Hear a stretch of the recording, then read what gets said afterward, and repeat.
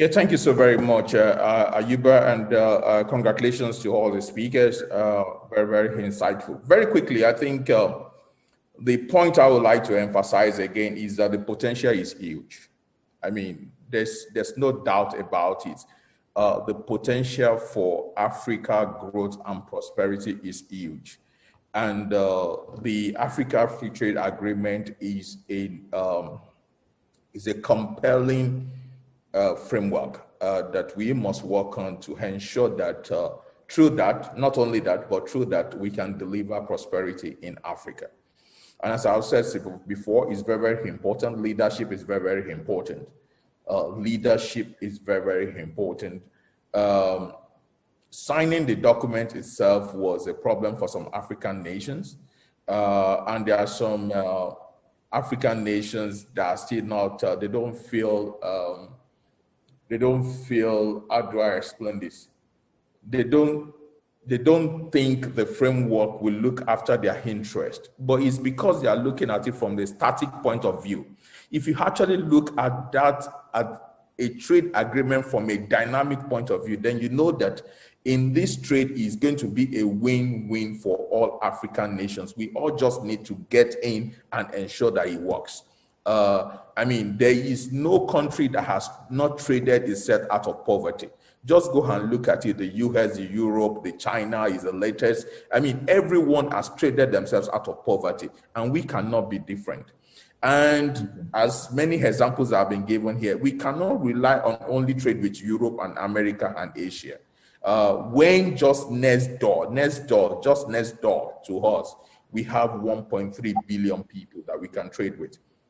Just go to Haba, I mean, in the East, and ask them about their trade with Togolese people, I mean, with Togo, with Cote d'Ivoire, and across the West Africa corridor, just trading textile. I mean, that is how that Aba alone is surviving, and they are prospering. So what I'm trying, I mean, there are just opportunities everywhere, whether you are trading goods, whether you are trading services, or whether you are trading ideas. Let's just get into it as everyone is motivated to hear, and ensure that we engage each other.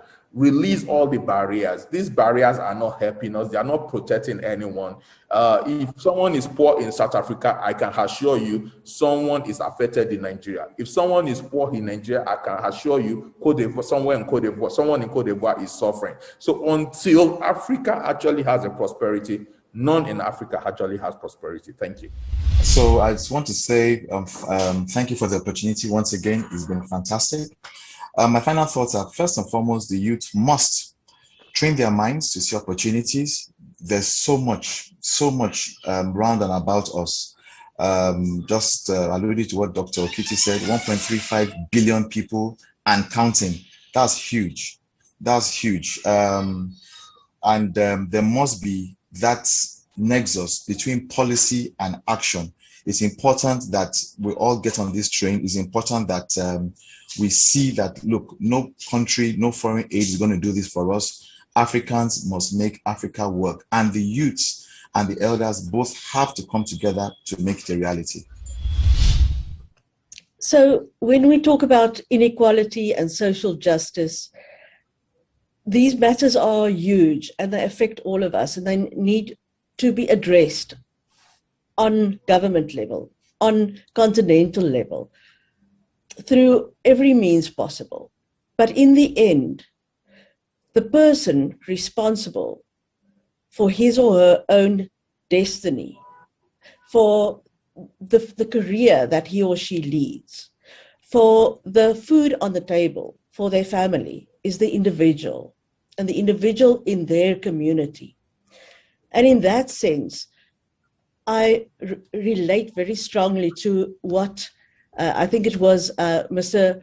Borgun who said, take responsibility into your own hands. While we do all of these things, while this wonderful AFCFTA is rolling out, let's just stop and say, we have to, in the meantime, do what we can to help ourselves.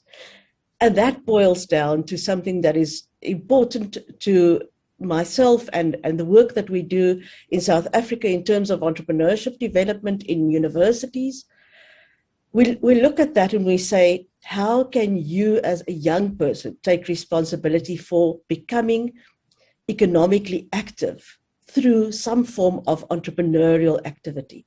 It's not a silver bullet. It does not solve everything, but realize that you have capacity, that you have the ability within yourself to effect change in your own life and for your own family.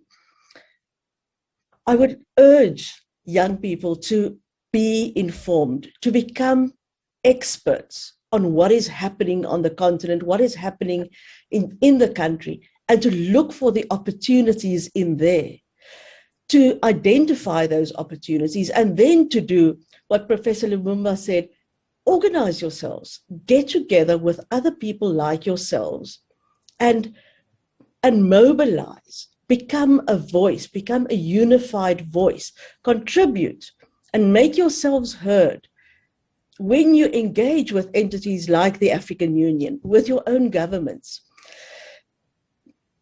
align with people like yourself, with other SMEs, with other entrepreneurs, and drive that agenda while you are supported. Hold power to account. I listen to Shadrach and the passion with which you speak and with which Peter speak. And I like that you both say there's a place for the elders. They know certain things, but we need to move away from deciding for the youth what the youth wants. Noni said that so beautifully as well. We have to encourage youth to participate, to advocate, and to identify what they have in their own context already, and monetize that, utilize that in sustainable, responsible, and scalable ways. Thank you so much to all the speakers. I think there are some core points that we've all relayed, but I think one of the biggest ones is really, how do we move from policy to implementation? And I think in terms of thinking about social justice, in every generation, from our grandfathers, our great-grandfathers, youth have always been the driving force for change when it comes for implementation of policy and any sustainable change that happens. I mean, we witnessed this in South Africa. We have 1976 youth marches and everything that has happened since then. So I think one thing that we need to focus on, that there needs to be a bona fide agreement and participation of all the relevant stakeholders, not just the youth, but also the people in the positions of power, because something that we noted is that the people in power are very reluctant to relinquish that power and hand it over to the youth. So we're always talking about African solutions for African problems. How about youth solutions for problems which are actually impacting the youth? So 3 I's that I've noted: inclusivity, infrastructure, and implementation. We need to include the youth. We need to have the correct infrastructure, and that is what will inevitably lead us to the correct implementation. So I just urge the youth, again, mirroring what everyone has said, to mobilize and organize ourselves. We need to also educate ourselves on the implications of such agreements. And I think through this, we can really see sustainable change and sustainable development in Africa. Thank you. 3 I's as well. I'm going to put 3 C's down, and that's collaboration, co-creation, okay, and collaboration, co-creation, and coordination across the continent, okay? You can't do it alone. We mustn't impose solutions on young people and mustn't expect them to also do this on their own. There needs to be some sort of guidance given to them as well. I think for me, another point to raise is that there's a human crisis going on the continent. And when I say human crisis, with the brain drain, the fact that young people see that there's no other alternative but to risk their lives, to cross the Sahara or to go by boat to different parts of the world. I think it's time that we engage them, involve them in finding solutions. What are the critical issues? What are the problems? Define that problem and use their own input to come up with solutions to solve that problem. We can't just watch Africa. We say that we have 25 years and below 60% of the population of Africa. And then that's the future of Africa being drained. Okay, so it is a human crisis that needs to be solved. We have to coordinate across the countries, and we have to collaborate And then we have to obviously find ways to co-create and co-design solutions for a sustainable and a robust future for Africa. Thank you kindly, much appreciated. In the year 1988, I lost a very valuable neighbor, not to passing on, but to actually leaving the continent of Africa. He lived in Pretoria, in my vicinity. His name is Mr. Elon Musk. And my loss to that neighbor was a loss to Africa, because how do we identify the future Elon Musks as they emerge as a government and as a private sector, so that we can employ them and we can mechanize them? So going forward to 2035, where Africa's population will double to more than 2 billion, that's not too far away. That's only 710 Saturdays and 2 days. So my compelling statement to the youth, to the elders, and as we seek to collaborate, is that let us take ownership of that future, so that it's not double the population and double the problem, but it's double the opportunity in the Africa we want. Thank you. Let me thank both panelists and everyone for the excellent conversation, taking our conversation forward. Now, in terms of my closing remark, again, we have all realized that we have great opportunity to enhance the potential we have in Africa. And we seem to have had a convergence and consensus on this through the promotion of the African Continental Free Trade Agreement, and then what then could be the role of the youth. Now, but my last statement is really for this growth, whether through the free trade agreement and then through foreign direct investment, to be sustained for economic prosperity of our people, to ensure we reduce inequality and social justice. We need to also continuously look at the risks and uncertainties that I mentioned earlier. The risks that include those that particularly relate to peace and security and stabilization on the continent. In other words, how can the youth, how can we continue to advocate for the political rights of youth? This is coming clearly.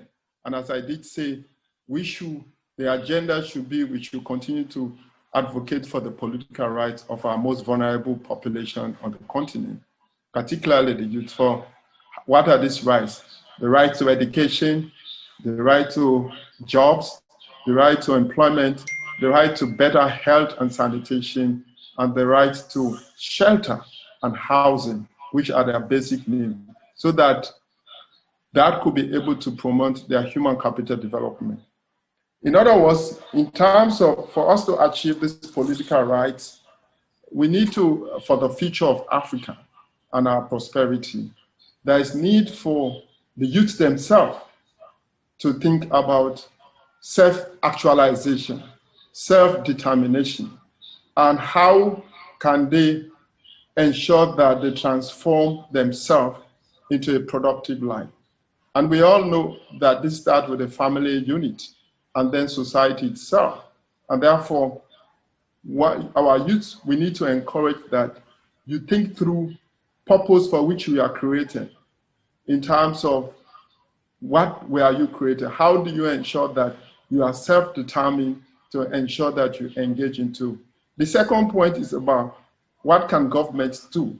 We agree that to promote the political rights, it is clear that most of the normative framework, the policy instruments and programs that has been designed through the African Union, whether it's Agenda 2063, or whether it's the Continental Free Trade Agreement, this needs to be actualized. We need to encourage and advocate and engage. The youth need to engage with our member states so that some of the barriers which were mentioned by former speakers in terms of passport, immigration, the political economy of borderlands, we can be able to overcome that.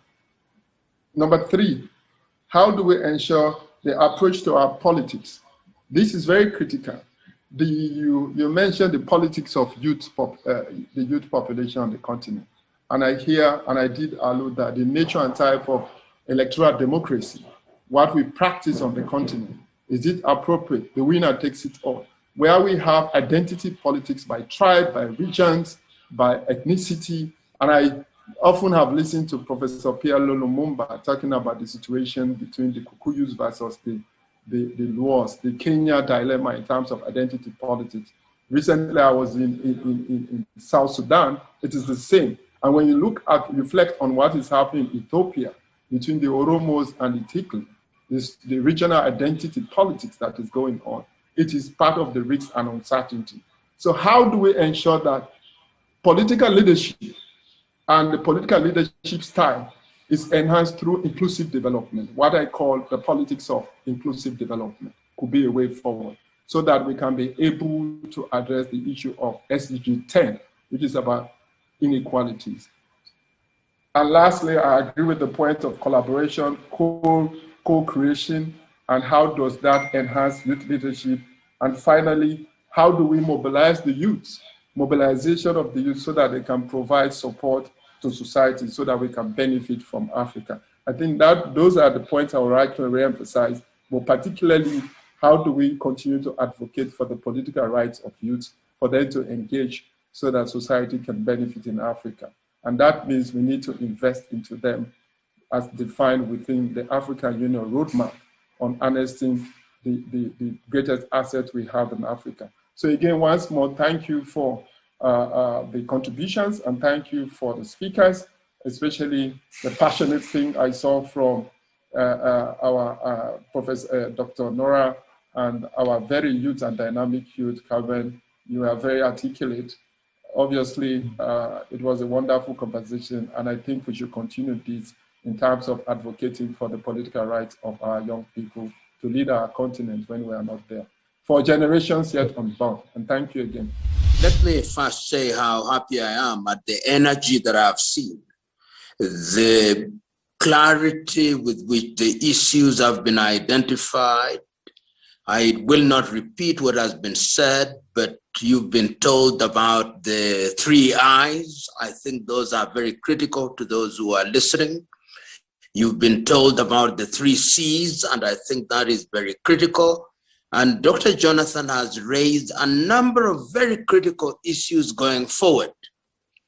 You remember the year 2020 was a year of the elimination of conflict or the silencing of the guns. That was not achieved. This decade is now meant to be the decade of silencing the guns. No matter what we want to do in the arena of trade, if we do not stop conflict, and we now know what is happening in the Sahelian region, we know what is happening in the Horn, we know what is happening in northern Mozambique and in Central Africa, it is a priority that young people's voices are also heard as we talk about the need to ensure that there is an environment that is conducive for free movement of goods and services and the removal of trade, tariff and non-tariff barriers. It is also very important, and Dr. Jonathan has also said this, I'm also reiterating, that we've got to sanitize our politics. It is becoming the norm in Africa that after every election cycle, then the institutions of government are disrupted. And these are very important because whether we are talking about AfCFTA or we are talking about any trade arrangement, if there is a conflict in one country, it affects the entire region, whether it's ECOWAS, whether it's SADC, whether it's East African Community, whether it's the Maghreb or it's Central Africa. It is therefore very important that we move in the direction of ensuring that we sanitize our politics.